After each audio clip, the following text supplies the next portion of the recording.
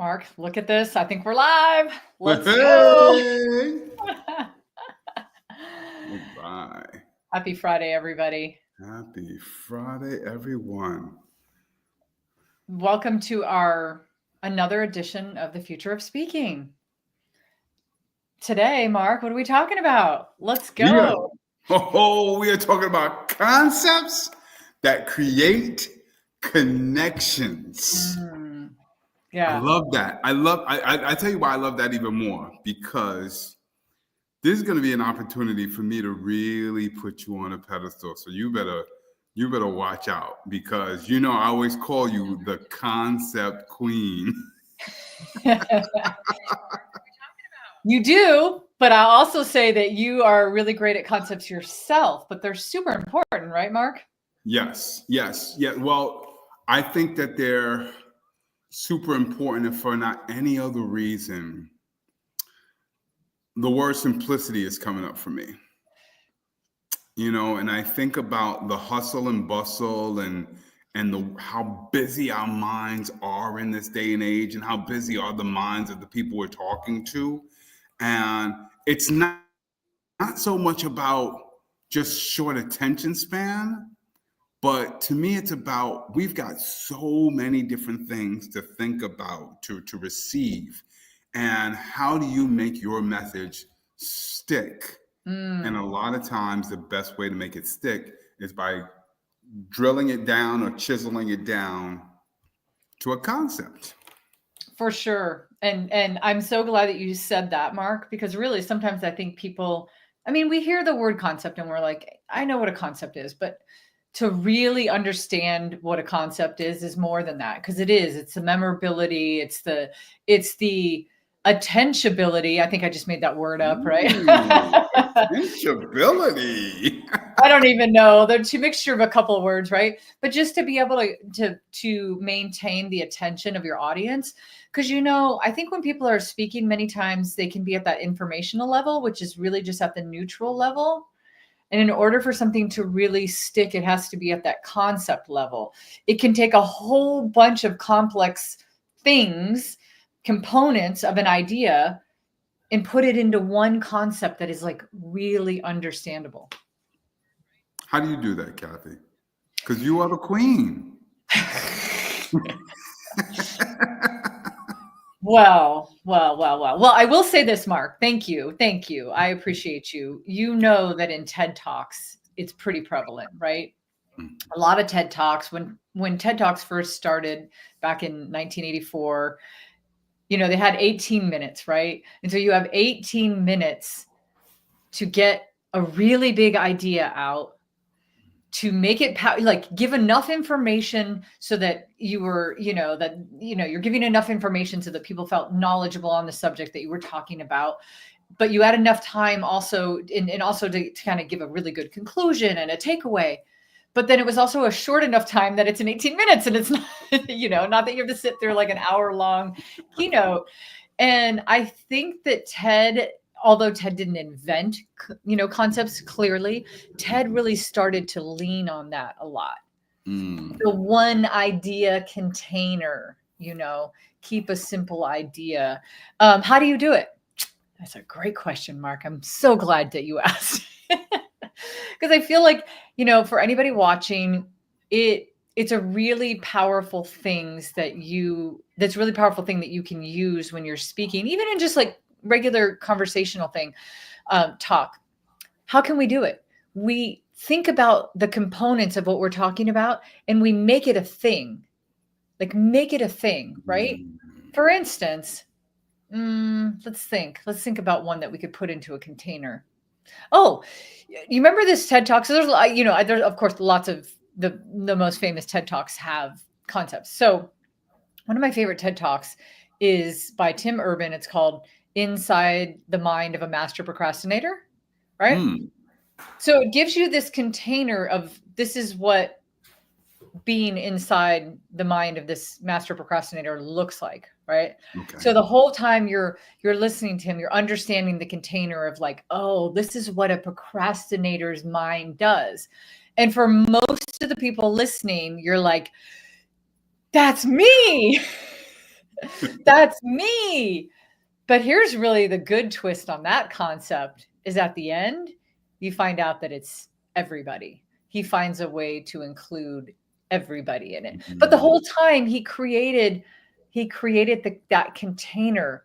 So instead of just coming, doing this, like coming on the scene with just all this information, like, did you know that if you procrastinate, studies say that 75% of college students will wait to 2 days before their exams are like, whatever, right? Like Yes. at some point people like check out, but you gave a container, you gave a concept, you gave something that we go, oh, that's a thing. I'm following with that thing now. Man, you just got me going into English teacher mode. You said that's a thing. It's a noun. It's a person, place, a thing. Oh boy, Mark is on English teacher mode. We're in trouble. I resonate towards that because I love living in the land of tangible, right? And some would say, well, a concept is not tangible. A concept is kind of abstract. But when you say it's a thing, like it's something, and this is how I see it. Tell me if you think differently or you're on that line. It become by making it a thing, it becomes something that not only can I connect with, but something I can do or even apply long after I've heard that talk. Oh, yeah. And the memorability factor on it's high. Imagine some of the classes that you maybe took in college. And think about a professor that was maybe teaching something complex, maybe in English, right? Where there's these complex, I know everybody in Speaker Skills Academy is always like, I don't know the difference between a simile and a metaphor and analogy. Like, you only remember if you're the actual English teacher, right? Everybody else kind of forgets and they all kind of blend together. But imagine that, one of your professors probably gave you a really great concept and put it in a container for you, or they didn't and you forgot it, and that's why you don't you're like, wait, I took that class in college, the whole class is gone from my memory. Actually, it reminds me of one of my favorite stories I always tell, right? As an English teacher, I had a colleague, may he rest in peace, he just recently passed, Mr. Dan Baldwin, and the concept he always taught me was the concept of the fake $20 bill. So I went to him and I said, I'm trying to teach my students what an allegory means. And he goes, oh, here's what I do. I go into my class, I take out a blank sheet of loose leaf paper, I write $20 on it, and then I show it to the class, and then I rip it up. And they're like, big deal. Who cares? It's a piece of paper. He's like, oh, okay. And then he reaches in his wallet, back in the day when we used to actually carry cash. Yeah, and he takes out a $20 bill. And before he could put his fingers, no. And he goes, that's what an allegory is. It's a symbol for something that's too hard for us to talk about. Boom! The concept of the fake $20 bill. And now I use that in so many different places. As a matter of fact, in the community building series that I do, I use it as a concept, a thread throughout the 4-part series, because I want people to know that even though we're playing these games, they're really an allegory. They're really a fake $20 bill for the serious work we're addressing. Oh, Mark, I love that so much, because that's exactly what a concept will do. You're right. It's the same. It's like, that's the funny, it's very meta, right? Because it's also a concept, right? But think about that. If you're telling a story, and like, let's say you're telling a story to somebody and you want them to derive a lesson from it. You could tell the whole story in great detail, so much detail that the people don't want to listen anymore because it's too much or whatever, right? But if you put it in the container of like how to win by not wearing shoes, I don't know. I literally just made that up, right? Like how to win in life by not wearing shoes. And you've created a container where they already know the story. You know, they're already there for the story. They already know that, you know, okay, I'm following along with that. How am I going to win? And so that's a container. It could be a simple, you know, we just had Alicia Butler appear on our It's About to Go Down show, which I think her episode's releasing next week, right? Mm-hmm. And when she talked about how she applied for over 100 TED Talks in the United States. And then she finally got one in Helsinki, Finland. And her whole TED Talk was about how sometimes you have to relocate to what was the cure for talent suppression was relocation, right? So that's a container, but a concept of container. But even within that, she named it. She called it the Jimmy effect, like the Jimi Hendrix effect. Now, people won't forget that. You're like, oh, Jimi Hendrix had to go outside of the United States to become famous before he was famous in his own hometown, right? And so that was her whole point of the TED Talk. And so that concept is created, and we'll never forget that. Like, we'll remember that. And look at me. I was struggling with her title, but I remembered the Jimmy effect. I love that. First of all, I love that you said that, because to me, the whole idea of the concept is you may forget all of the nuances that were said. And people are going to forget the nuances of what you said.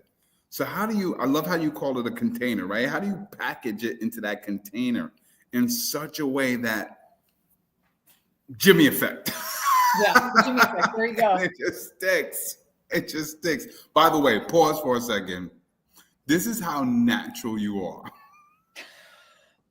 You're like, I don't know. Let's, you know, how do you win without shoes? I'm like, where do you come up with this? My secret is I'm not wearing shoes right now. So just made me think of it. All right, y'all, I'm in my office. I'm not wearing any shoes. I admit it, right? But no, but you know, Mark, okay, you made me think about something. Think about it. Every single book ever created, especially like business type book, like nonfiction type books, is probably a concept, right? The 21 irrefutable laws of leadership. That's a concept. If somebody was talking about that would be a concept. Like, okay, that's the container for what you're about to talk about. What are those? What are the 21? But the concept is that anything, right? The book Quiet. Name any book that you've read recently, right? I'm looking around because I have a bunch of them. The Power of Habit. I'm already thinking. I'm thinking, what color is your parachute? What color is your parachute? All about branding. Yep, exactly, right? So all of these are concepts. And let's even take it a step further.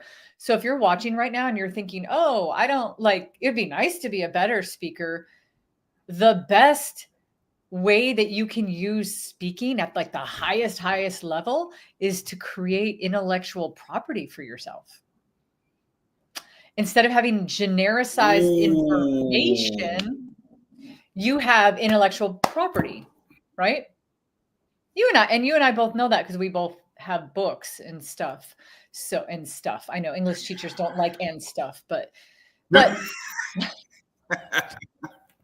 right, like it's the difference between, you could say, like, Mark, if there was some way that you taught, well, like for instance, your speech about your mama, you know, that you gave, you've created a concept around what your mama is.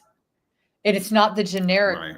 It's not the generic term of it's your mother, right? Right. Yeah. It's your inner mama, right? Yeah, exactly. Right? It's exactly. To love or whoever, whoever that, Right. So, go ahead. No, I was just saying, if you're watching and you're thinking, oh, I don't know, I'm not a professional speaker, it doesn't really matter. It's like, in every way in our life, if you were in a career, like, how much more effective will you be if you can go into a meeting and create a concept instead of just going down an agendaed list? So here's the meeting, we're going to talk about these things. That's generic. Concepts are different. I just watched one of my clients. I won't say which client it is because it's a huge client. I just watched their CEO give a talk yesterday to everybody, and his entire talk, and it was a talk to the global organization, and the entire talk was put into a container. He created a container.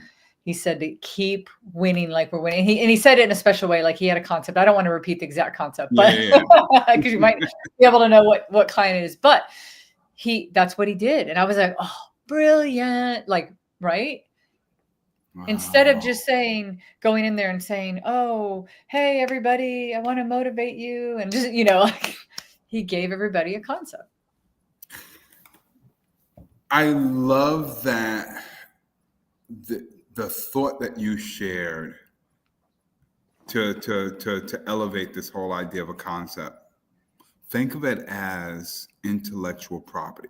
This day and age, we've talked so much about content creation.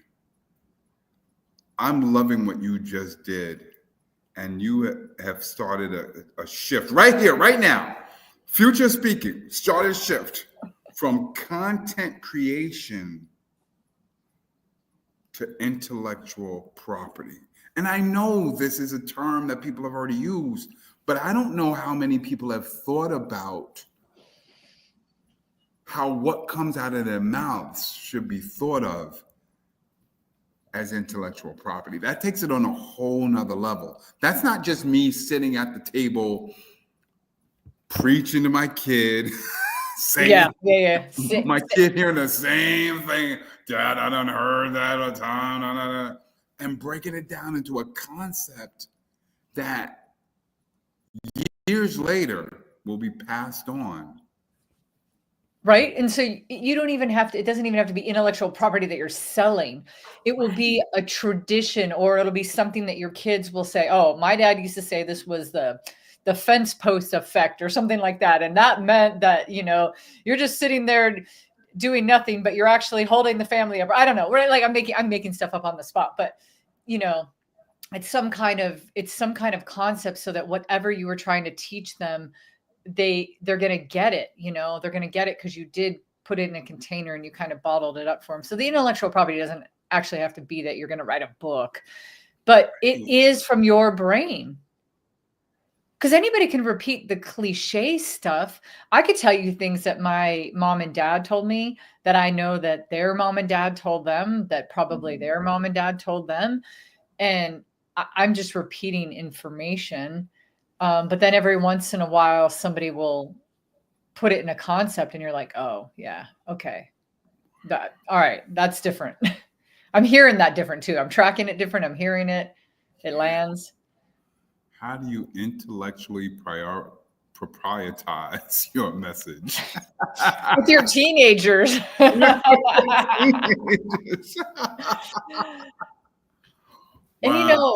think about all the TED Talks too. Like, Mark, can you think of any TED Talks that have concepts? Like, I mean, I can name a few, not to put you on the spot, but like if you think of any that you watched. So yes, and it's only because it's funny enough it came up, and this is one of the more popular ones, right? Simon Sinek, Start With Why. Totally. That comes to me, and the reason why that's so magical for me as a concept is I was in a meeting earlier this week with somebody who wants help with her team. Mm-hmm. And as I was listening and taking notes and thinking about how I can, craft something for her and her team, I heard start with why, based on something she said. Yeah. And to me, that's the embodiment, that's the joy, that's the magic of a concept that he stood on a stage. And as of right now, he and I don't know each other, right? Right, yeah. As of now, yeah. Right? You should know Mark Williams, so. But somebody on the other side of the planet, meaning Oregon, right? Of course, because Brooklyn and Portland are opposite sides of the planet. Right.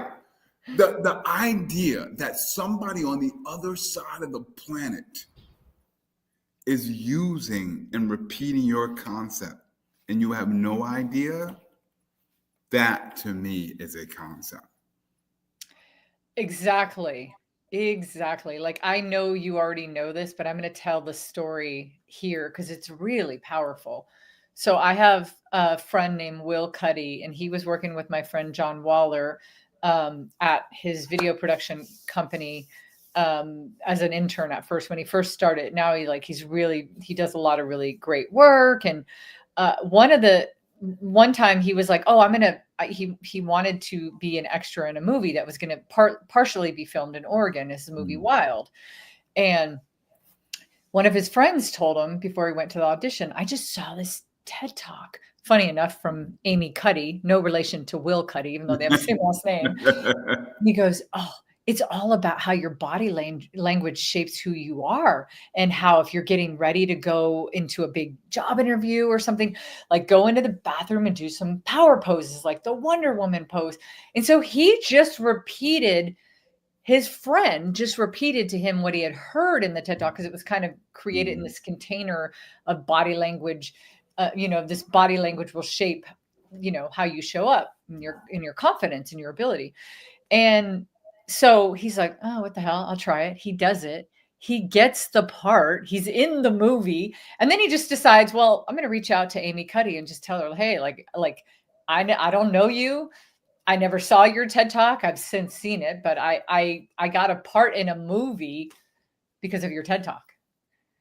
And then they ended up going to the cool part of the ending of that story is they ended up going to see the premiere of the movie together. First time they ever met. And then she wrote about him in her book. So that's awesome. Like, you're right, Mark. It's like taking something and it's making it so memorable and so sticky that you can't forget it. It's easy to understand. It's easy to put complex things in there, right? For instance, the number one TED Talk of all time. Do you know what it is? It can't be Brene Brown. I know that name jumps out at me, but it's not. No, I mean, she's in the top 10. Wait. Is it Sir? Yes. Sir Ken Robinson. Yes. Schools kill creativity. Yes. And so he put the do in there as to be polite the whole time. He's saying schools kill creativity, basically. But think about that. That was the concept. I know, right? That was the concept.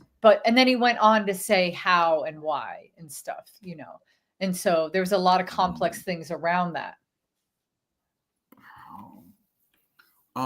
You know what? You've got me wondering when you say that. What's the process? Do you go from big idea, shrink it down to a concept?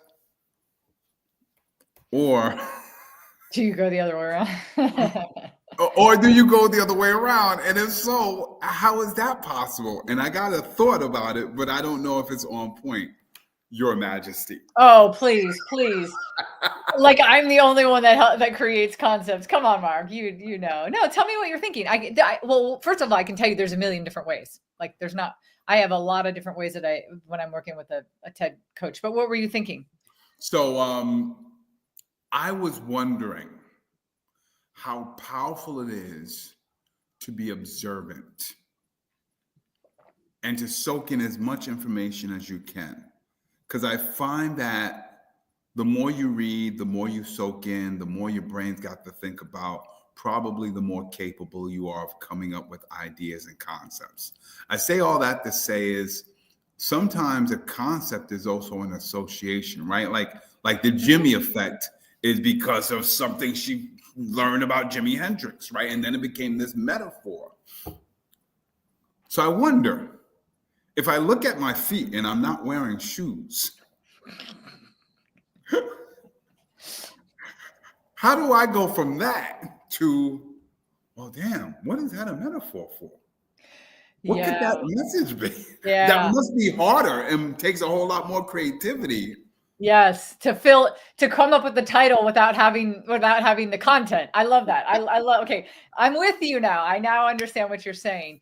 Yeah, that is harder. But you can do it that way. Usually it is the other way around. I will say that. Usually you have all this content and you're like, ugh, this content is It's just a lot of information and stuff that we already know. So how do you take it and put it, like for instance, I thought you were starting to say a concept. You could say, the curious observer. That could be your concept. Ooh. And then you go, well, what does the curious observer do?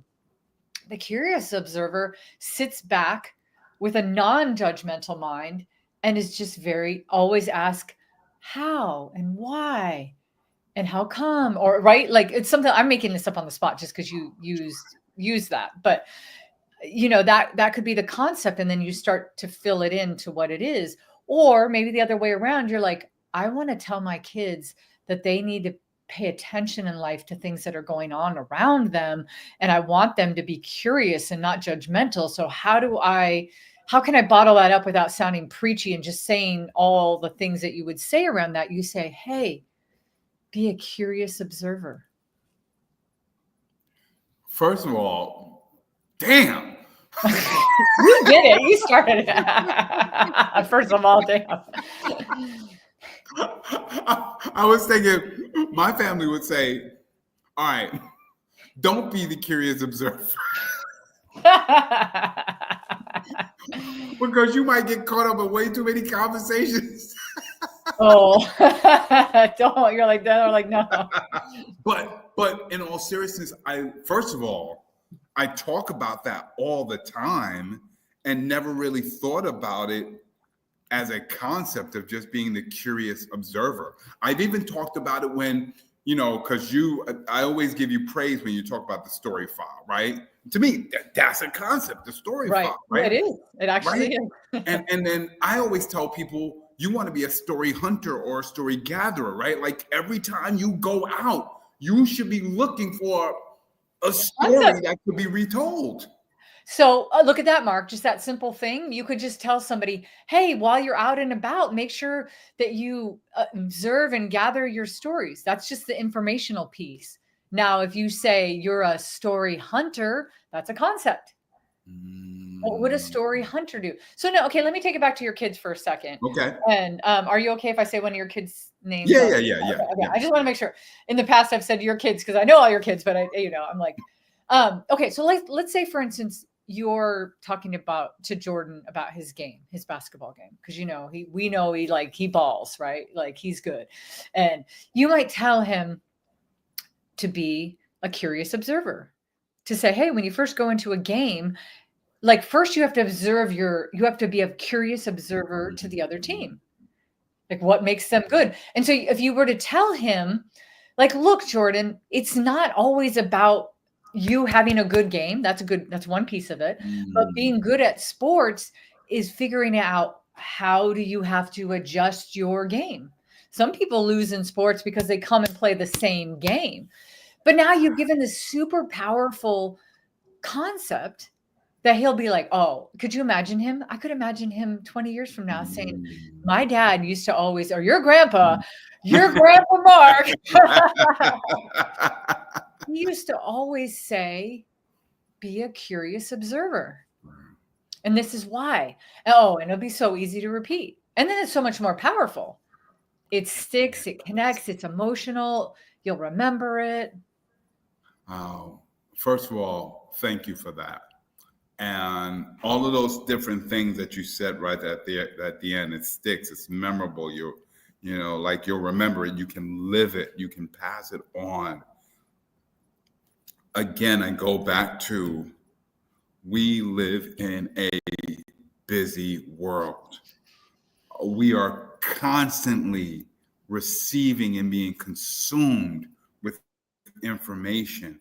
And I always like to tell people, it's not that you're a bad speaker or you're boring or anything like that. Well, maybe some people are, but definitely some people are, for sure. But you're also competing against tons of information. So how do you simplify it so that?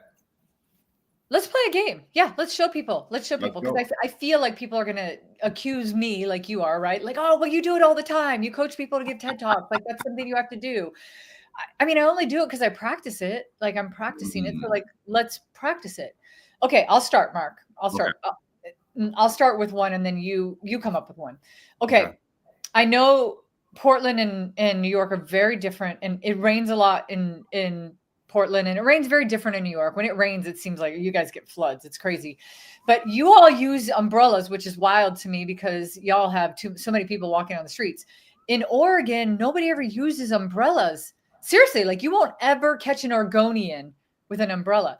So instead of just telling this whole rambling thing about how Oregonians is just kind of the culture that Oregonians never, have umbrellas, why don't we just call it like I'd say, oh, Portland's a no umbrella state. Boom, it's funny. It's a concept. You get it immediately. It's probably funny because immediately what I'm trying to say is that it's kind of in our culture that even though it rains a lot, we don't carry umbrellas. We don't use them.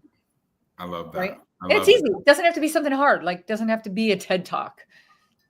Wow. See, that's what I love because now when I go to Portland, that's going to be my head. It's the no umbrella state. It's the no umbrella state. The no umbrella city. Yep. All right, I'll try this out because it's recently come up for me. I have a new pet peeve, Kathy. Okay. My pet peeve is the phrase, "It's time to go back to work." Oh, okay. And here's why that has become a pet peeve for me. Because in our personal and professional lives, we always hear about self-care, right? And mindfulness and go take a walk and take some time for yourself, right? And then after we do that, people are like, all right, take your deep breath, go take your walk, and then go back to work.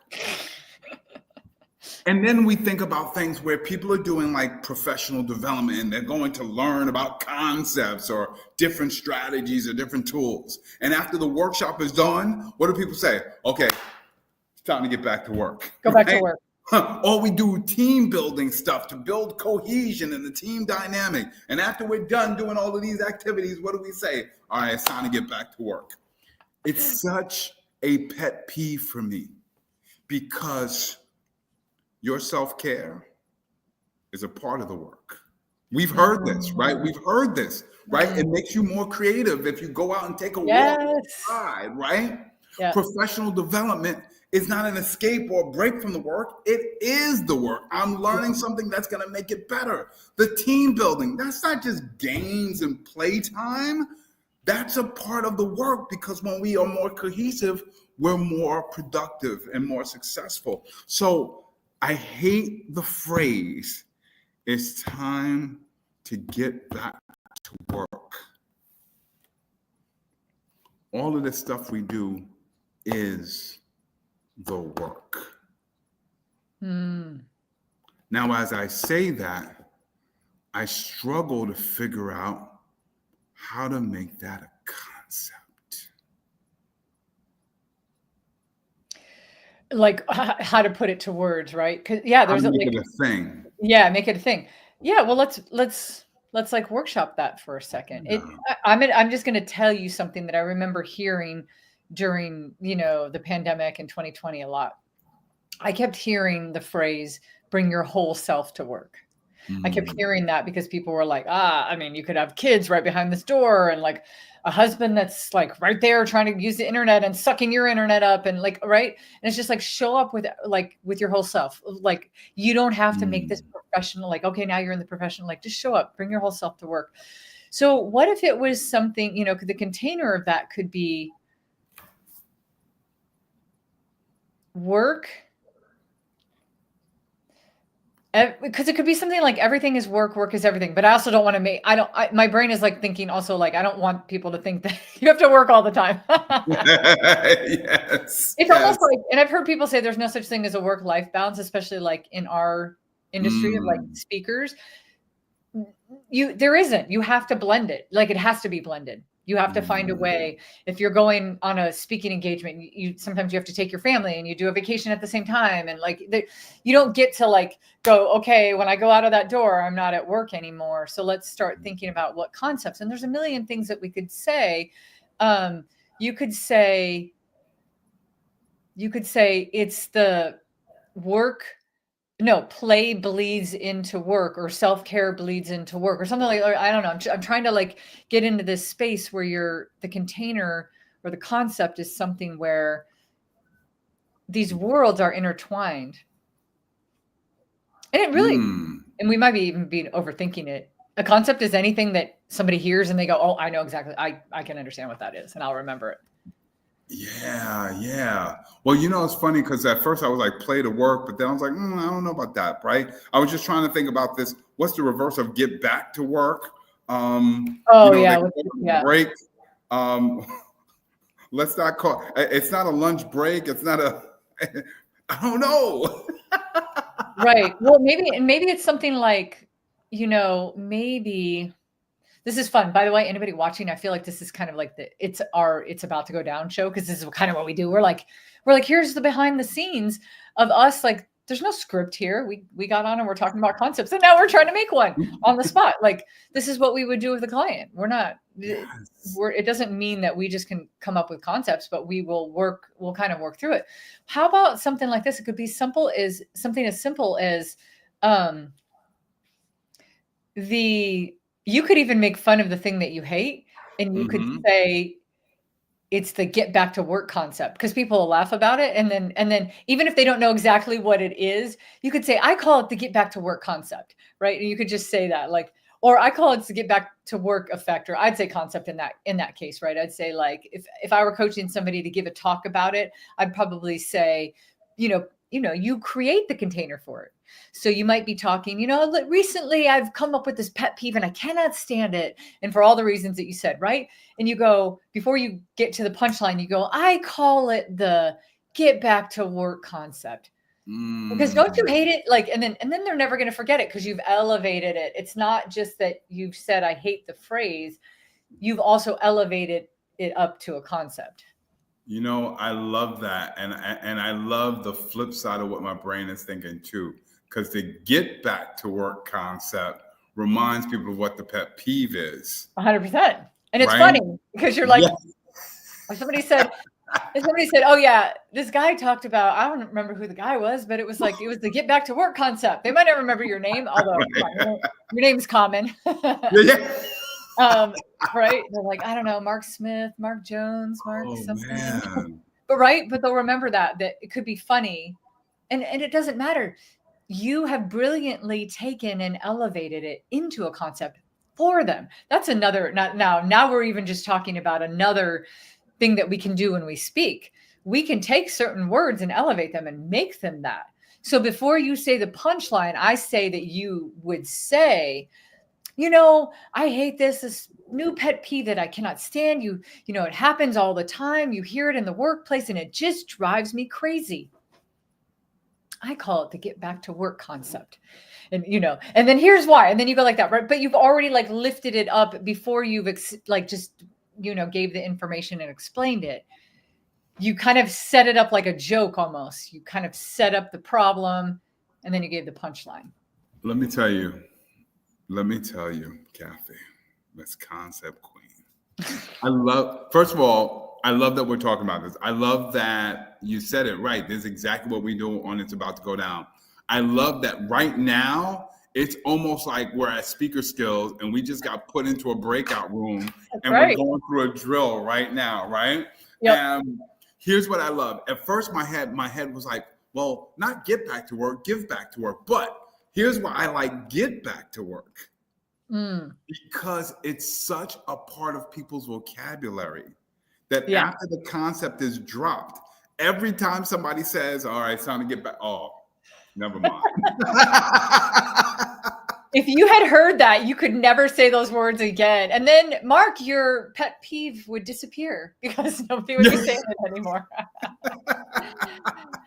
Right? No, you know what? You're so right, Mark. That I didn't think about it, but just for a moment there, you all got to see the behind the scenes of Speaker Skills Academy too. Because if we were, and in fact, Karen's going to be running, one of our coaches is going to be running a session next week at Speaker Skills on creating concepts. And, you know, I don't know what drills she has for us, honestly, but I could see her, for instance, saying, hey, take everyday pet peeves that you have and go into a breakout room with a partner and create a concept.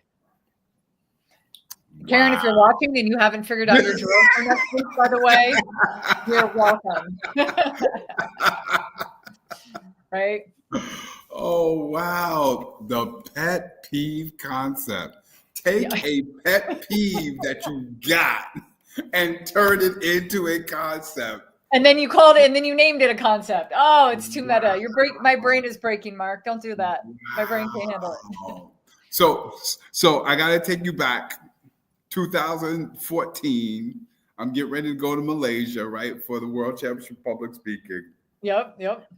All right, and that ends up being the speech where I pulled down my pants, right? Yep. Hold on, stop. So everybody's like, what the hell kind of show is this? Not what you think. It's not what you think. I'm wearing shorts under it, right? I remember coming up with the concept of short on confidence. And it's sort of like what we were just talking about. I thought, what is something I absolutely can't stand doing? That's my own personal pet peeve, wearing shorts. Like the wildest, weirdest, like pet peeve in the whole world. And what a great speech. Yeah. And then it really became a concept about just doing what makes you feel uncomfortable. And yet, what I've enjoyed about that is we've heard people say it. You got to be comfortable with being uncomfortable. Like at one point when that was first said, awesome concept. And then people kept using it and using it and using it. And it lost its conceptuality. I just made up another word. Ooh, I love that. Yes. I think that's a word. No, I think that's good. That's better than mine. And we just needed a new one. And so I think there's another story that I always tell. And now I wish that I could have gone back in time and thought of a concept for this student. But she walked into my office, or she was sent into my office because I don't remember if she plagiarized. She did something that got the teacher upset, and teacher was like, Mr. Williams, you need to talk to this kid, right? So I spoke to this kid. Yep. And I said all of these things that the teachers say. I said all of these things that the parents say. But that's not what I was thinking. I wasn't thinking I was saying what everybody else was saying. I just said what was on my mind. Right. She turned over to me and she said, with all due respect, Mr. Williams, I've heard that all before. Damn. I do remember saying to her, the reason why you've heard it all before is because there's a level of truth to it, right? It's just that you haven't come across a person yet who has said it in a way that will click for you. Oh, Mark, you know what? This is what all parents despise, right? You tell your kids something their whole life. Somebody 20 years later tells your kid something in a slightly different wording, and they come back and tell you, oh my God, I got the most brilliant advice today. And you're like, bitch, I told you that like 100 times, right? You're like, all right, I don't usually cuss, but I'm like, what? Like, I told you that. Right. And so I think you're bringing up something that I want to touch on for a second, because as a marketer and me wants to talk about this for a second. You are so right. This happens in the marketing world. There is creative on one end of the spectrum, and then there's cliche. In the patent world, Aaron told me as a patent examiner, if you talk about things like in the trademark sector, do you know that you can actually lose a trademark if your name becomes genericized? Like Kleenex. Kleenex is like, now people use the word Kleenex for like, get me a Kleenex, but that's a brand name, but it became genericized. So on one hand, it's good that it became genericized because like you did a really good job at, marketing or naming or something, or, all the branding that you did. But on the other end, it's now lost its touch. And it's the same thing with creativity and cliche. And I would say cliche and concept. You can take you can take something and somebody goes, oh, that concept is so great. And then once it starts to wear, it goes back to, almost goes back to neutral again. Wow. And that's because of our brains. If you think about it, our brains are like, we freaking love new information. We love it.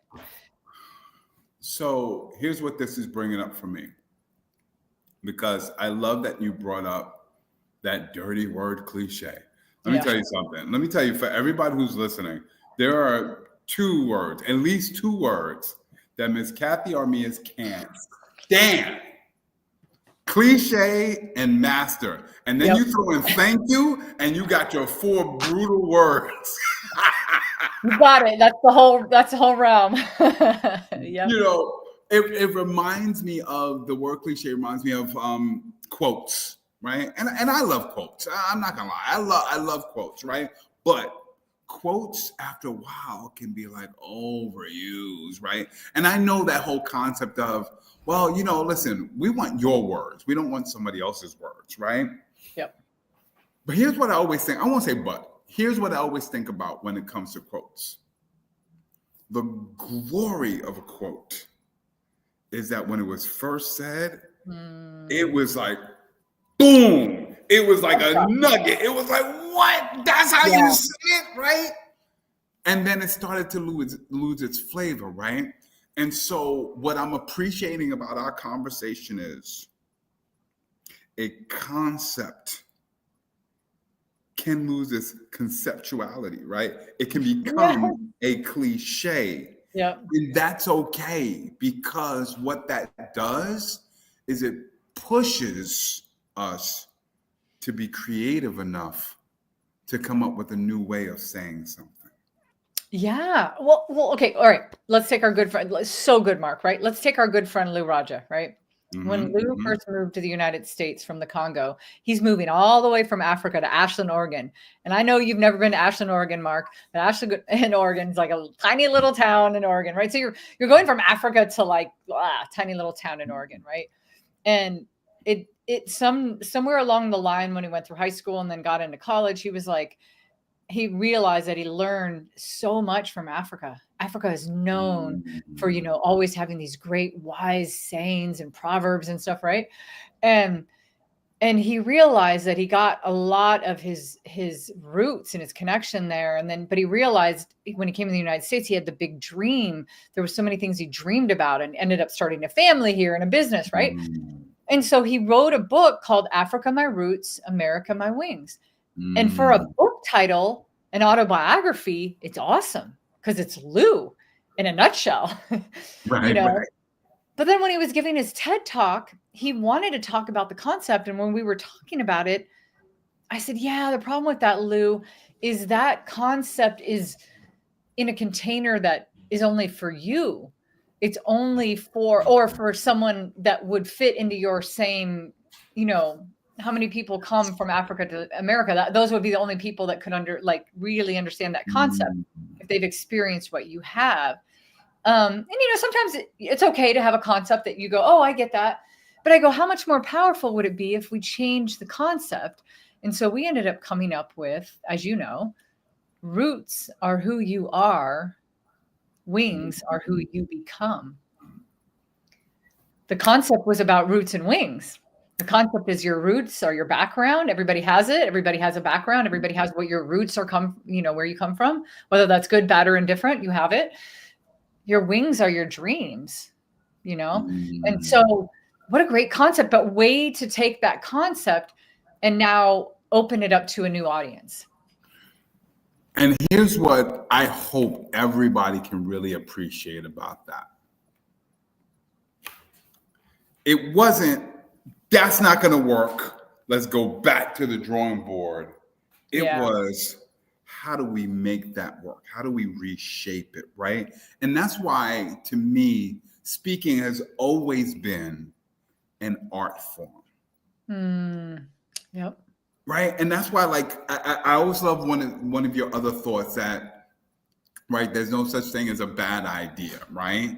And to me, what that always means is you just haven't found the artful way of saying it. You just haven't found the sticky way of saying it, right? And that's why when I end up working with, especially, I always think about when I work with students who are getting ready to speak at their graduations. Mm-hmm. I never like to tell them that the idea that they want to talk about is bad. Like they'll give me a concept and I'm like, let's find a way to make that work. Yes. So I always say this too, Mark. You've seen me do this before, right? Like this, like, let's say this is your idea. There's like 10 million angles. Yeah, I know. All with sound effects. But there's like so many different angles of that concept, of that idea, right? For instance, we talk about it all the time, right? Like let's show the audience what we talk about in speaker skills all the time. Mm-hmm. There's a general topic. And I always use bullying because I always remember this one lady that I coached in Vegas that talked about workplace bullying and adult bullying. So there's a general topic. The topic would be bullying, right? There's a generally accepted idea. Bullying is bad, right? That's a very generic, that there's no concept there. Mm-hmm. And then maybe the concept, the concept here, well, her concept was, she talked about how all bullying looks like as adults really looks like exclusion. It doesn't look like somebody threatening you for your lunch money or something like that, right? It's exclusion. So we gave her idea, which was about bullying. Remember, going back to just the generic topic, we gave it a concept called the exclusion loop. And we explained that if you're doing any one of these things, the problem is you don't realize you're on a loop and they continue to happen until you realize that you're on that loop. That is one angle of bullying, right? And it's even one angle of bullying is bad. There might be people in the world that think bullying is good. I really hope not, but I'm just, that's just taking one generally accepted way of thinking and then giving an angle off of that. Although I would love to bully the imposter in my head. Yeah. That's the time when bullying is good. Yeah. Exactly. No, that is, you're right? So way to flip it. See, that's not saying you did a good job. You did exactly what you said. So if I just dismissed it and said, Mark, you can't talk about the bullies like that. Like I can flip it. Okay. Brilliant. Unexpected and brilliant.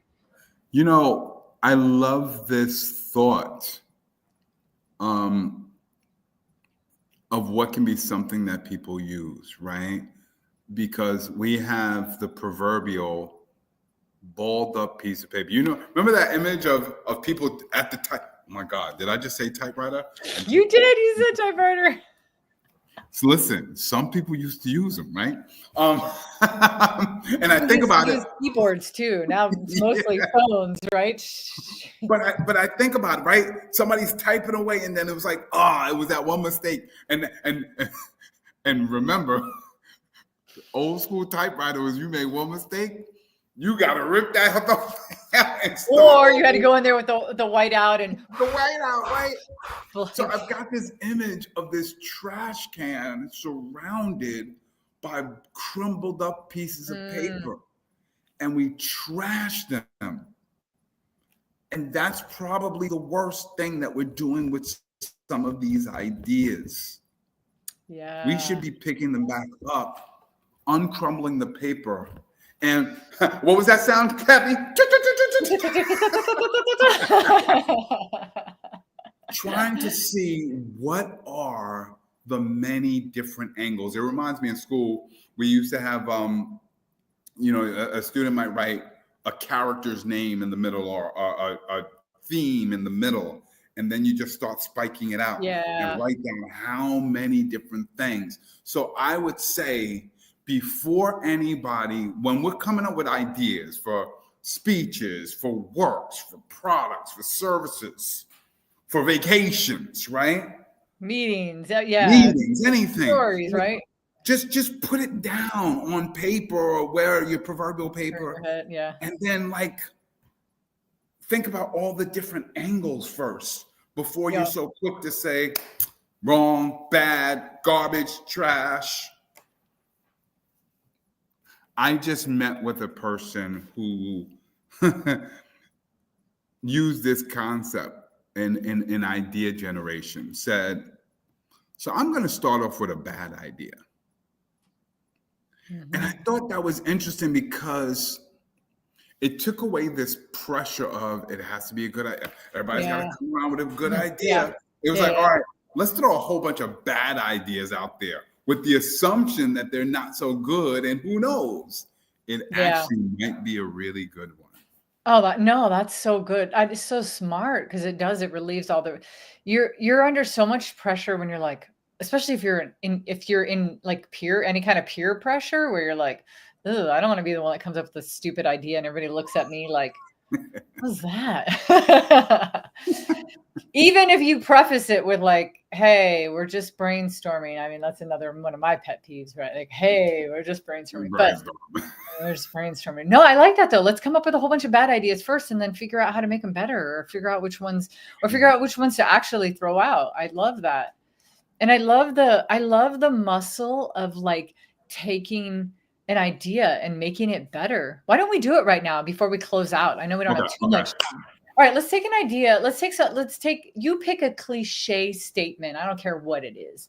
And then let's elevate it to a concept. Okay. The cliche statement would be stop wasting your time. Stop wasting your time. Okay. Shoot, the first thing that came to my mind was waste your time on the right things. Like, right? Like I immediately thought like wasting time is not a waste. That automatically tells me that the concept of wasting time is incorrect, but wasted on the right things, right? But that could also be a supporting. This happens a lot when I'm coaching people, Mark, by the way, for a TED Talk. We'll come up with a line and we'll go, oh, that's so good. Now, is that the actual idea or is that a supporting thought? Because sometimes that could be the supporting. We could go, oh, yeah, that's a good descriptor, but let's call the idea something else. Let's call it the time wasting machine or something like that. Like whatever, right? And then that's the like waste your time on the right things. But that was my knee jerk. What about you? No bad ideas, right? Let's throw out all the bad ideas. I thought that there's no such thing as a wasted time. It's really just a gift of time.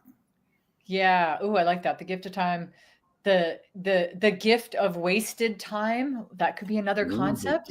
Taking that and putting it together. Boom. That immediately. So, okay, I'm put my psychology hat on for a second. The minute you say something that sounds like a conundrum in our mind, we're like, what? Wait, what? What'd you say? Because gift and wasted time do not match. They normally don't match. It's like, would you put ketchup on your oatmeal? I would say most people would say no, right? Not all, because you never know. I said oatmeal too, by the way. Like I know some people put it on eggs and stuff, but anyway, debatable. Yes. But gift and wasted times are something that feels like a conundrum in our heads, like the knee jerk. And so you say the gift of wasted time is like, oh, what does that mean? Like what could be a gift in that? So I mean, I think I love that. I think that's even better than the first one that I said, because I think that one really makes you curious. Well, then here's a bad riff on that. Giving away lost time. Oh, yeah. That's another curious thought of like, who are you giving it away to and how, right? And so sometimes, and you just brought up something, Mark, that I think I'll have this conversation with people when I'm in that moment where I'm like, all right, let's really come up with the idea. I'm like, is that really how you want to, do you want it more ambiguous or do you want it to be more direct, or like, what's the goal from it? What do you want? Do you want it to be so kind of mysterious that people are like, what the hell are you talking about? What does that mean? Right. That's true. That's true. Yeah. I don't even know why that made me think Father Time. I don't know why. Yeah. Father Time, right? Yeah. And so there's so many ways to come up with great concepts. We've shown it can be done on the fly. It's fun. You can do it over pet peeves with cliches. Those are the fun, easy ways. If you want to do this with us, shoot, come check us out next week, right? Like we always say, you're welcome to check us out at Speaker Skills Academy. And yeah, we get down doing these drills all the time. Super fun. And Yeah. I'll say, I know, and I'll let you close it, but the future of speaking is going to rely more and more and more on your uniqueness, your unique voice, your unique stories, your unique gestures, your unique concepts. It's more about how much of you can put in it. And my final thought is concepts that create connections is grounded in the thought that creativity lives forever. Oh. Never stop being creative. If you never stop being creative, you will always be able to come up with a new concept. Well said. And with that, y'all, have a great weekend. Happy Friday. And we'll see you in a couple weeks for our next episode of The Future of Speaking.